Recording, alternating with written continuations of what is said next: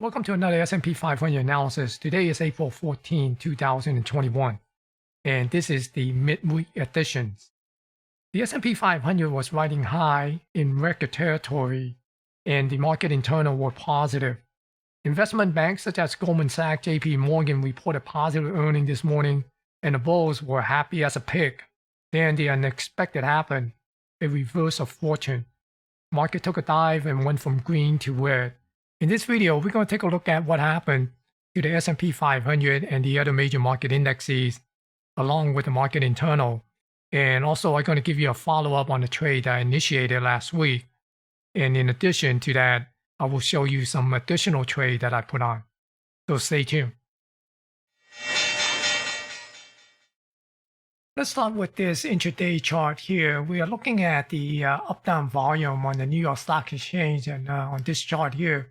As you can see, throughout the day, the up volume overwhelmed the down volume in the New York Stock Exchange, and it closed at an up-down volume ratio of 1.76. And the advanced decline, it was pretty much positive throughout the morning until the afternoon. You see, right before the beige book came out, we saw this advanced decline start declining. Then it seemed like somebody knows something, right? Then as soon as the beige book came out, it just continued to get lower. You know, tick is cumulative tick is positive, but you can see that's a whole bunch of selling program here. You see quite a number of tick actually went more than minus 1,000. So those are pretty heavy sell program. And you can see the S&P 500 on this intraday 3-minute chart here, see right near the 11 o'clock, right here at 11 o'clock, which is 2 p.m. in the East Coast. As soon as the beige book came out, the trend is basically pretty much, on a downtrend. And same here on the Nasdaq. You can see Nasdaq been negative pretty much throughout the day, but there was some positive up-down volume here, positive volume until somewhere around 10:30, which is 1:30 Eastern time. Then at 2 o'clock, we saw this dump. But again, you can see that something is already happening here. So there's always someone knows something before anyone, right? So that's that's life. I mean, that's the game, right? Okay, so and here the advanced decline, same thing. Just like the New York Stock Exchange, it started to come down as it approached the 2 p.m. Eastern time. And you see quite a number of sell program here that way below this minus 1,000 level on the cumulative ticks here. Although it's positive throughout most of the time, most of the session until near the end, we see actually a little bit negative here. And you can see that the Nasdaq 100 been negative ever since the open. Right? So it's just kind of accelerated on the downside when the beige book came out. Looking at this sentiment chart here, we can see that the VIX is down at 16.99, still way below this 20 level mark. So obviously, the market participants are still pretty complacent, and the put call ratio at 0.52. So the risk is still on, even though the S&P 500 closed down 0.41% or down 16.93, almost 17 points for the day. And the up-down volume ratio was actually positive 1.88. So there were 1.88 times more up volume than down volume. And also there were 639 more advancing issues than declining issue for down day on the S&P 500. So that's a pretty good positive divergence here. And the New York Stock Exchange new high, new low, there were actually 272 more new high than new low. And we saw the daily advanced decline reflected on this cumulative AD line. We see the AD line actually made a new high, move up, while the S&P 500 came down from its previous closing high. Now, the story a little bit different in the Nasdaq market. The Nasdaq 100 closed down almost 183 point or 1.31%. And the up-down volume ratio was actually negative. There were 1.58 times more down volume than up volume, but the advanced decline was actually positive. There were more advancing issue than declining issue. The advancer led the decliner by 371. And the Nasdaq new 52-week high over the 52-week low. There was actually 158 more new high than new low. And that is on a down day. That's not too bad, because yesterday on an up day, that the new high, new low was only 61 in the Nasdaq. But for the cumulative AD line, the Nasdaq tells a different story, right? Even though we saw a little bit of a positive divergence here just for today's session, because the AD line is, or the daily advance is actually positive versus the Nasdaq 100 was negative. But if we take a look at this trend line here, you can see that the cumulative AD is actually trending down with a lower high, while the Nasdaq 100 is actually making a higher high. So we are seeing a little bit of a negative divergence between the AD line and the Nasdaq 100.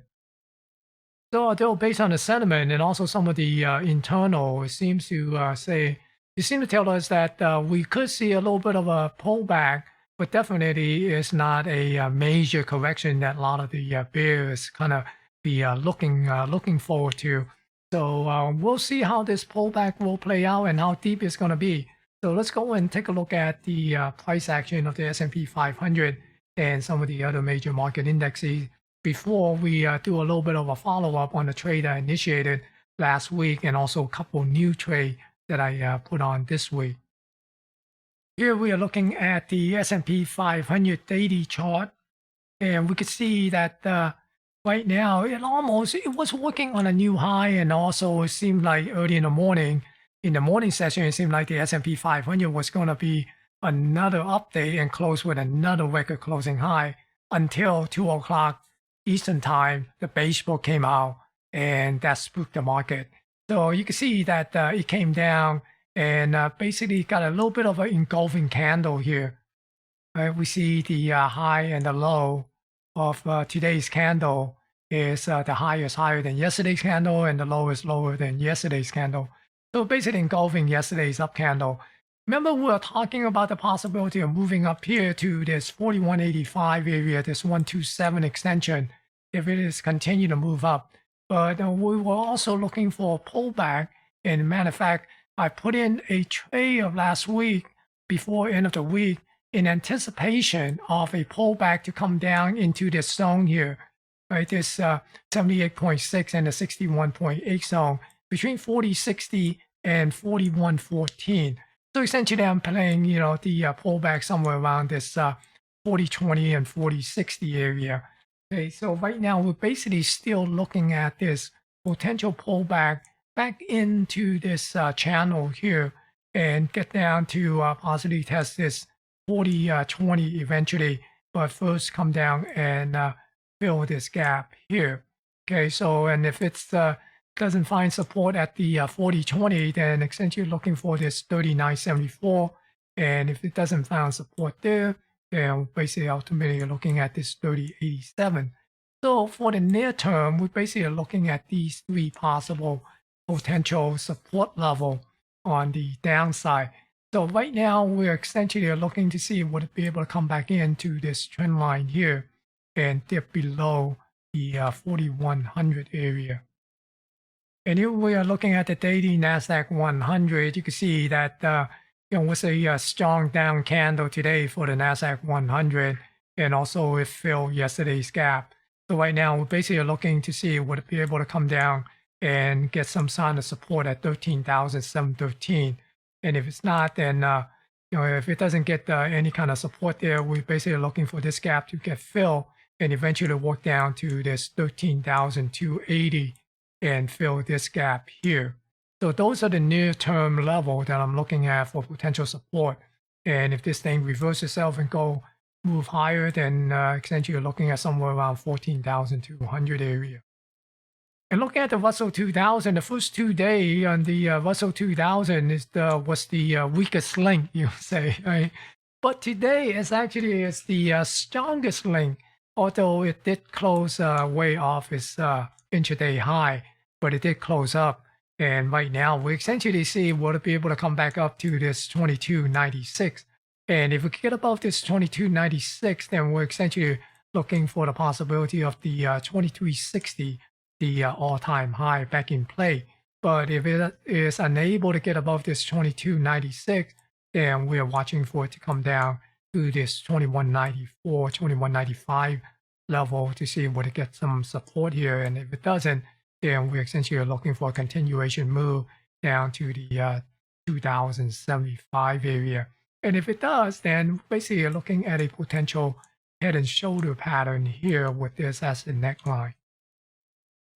And looking at the Dow Jones Transportation, the Dow Jones Transportation closed with a new all-time closing high on Monday and also made a new intraday high. But then weakness starts selling in yesterday and continue today. So we'll basically keep an eye on it to see would it come down and fill this gap here and get down to this 14,242, or would it continue to push up and move beyond this 15,000 and toward the 15,200 level. Now looking at this Dow Jones Industrial, we see the Dow Jones Industrial put in a new intraday high today, but it did not close with a new closing high. And remember on Monday, the Dow Jones Transportation closed with a new closing high. So based on the Dow theory, we expect to see the Dow Jones Industrial to make an attempt to close at a new closing high.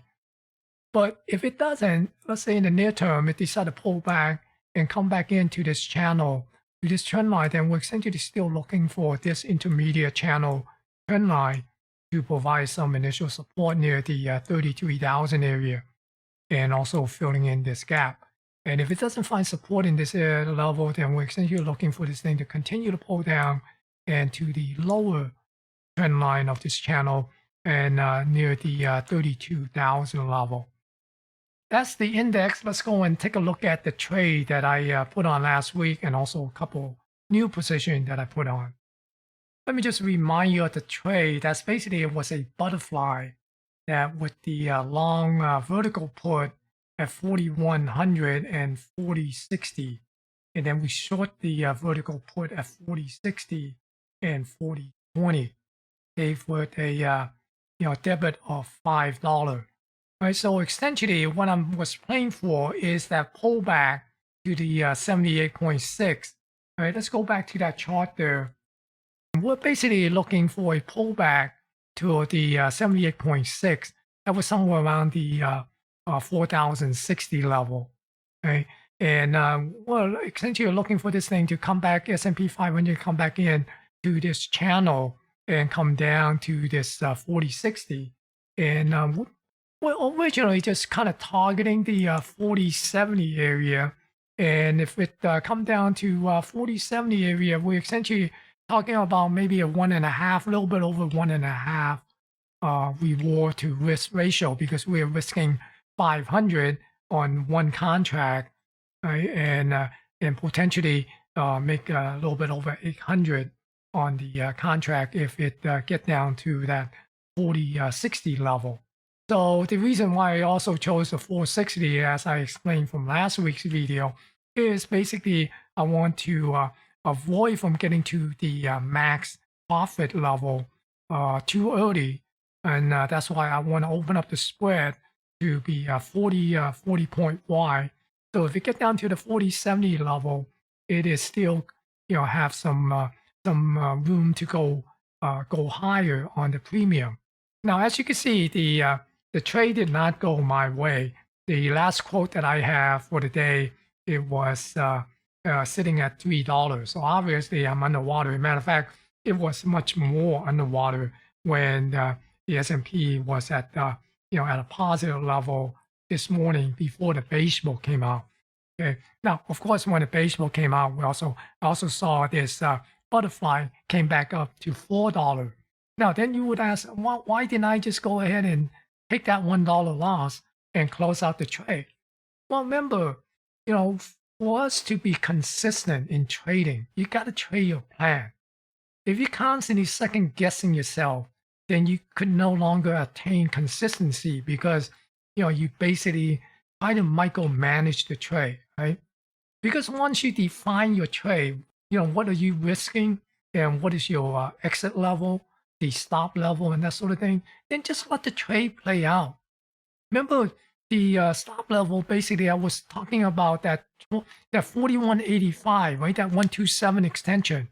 Said if it come up, and also that was one of the major move, right, based on the market pricing this week's price move, and it was close to that 4185. It was one of the major move level, right?